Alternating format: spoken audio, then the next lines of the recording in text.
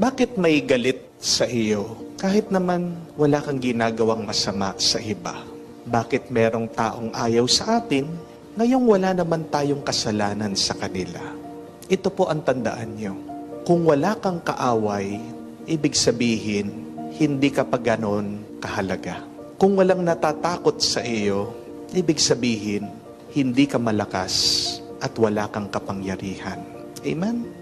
Kung hindi ka pinagchichismisan ng iba, ibig sabihin, hindi ka bukod tangi. Kung pinagchichismisan ka, ang ibig sabihin, gwapo ka at maganda ka kaysa sa kanila.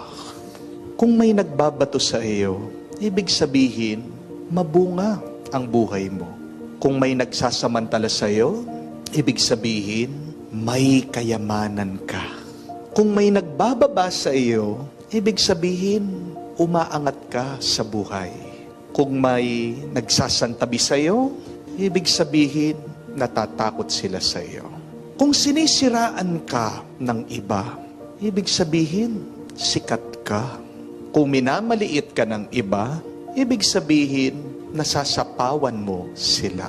Hindi ka sisiraan ng isang tao kung sira ka na. Sinisiraan ka ng iba dahil may mabuti kang ginagawa. Kapag hinahanapan ka ng mali ng iba, ito ay dahil may tama kang ginagawa. Bakit may galit sa iyo kahit wala ka namang masamang ginagawa? Ito ay dahil may masama sa kanilang isip at puso.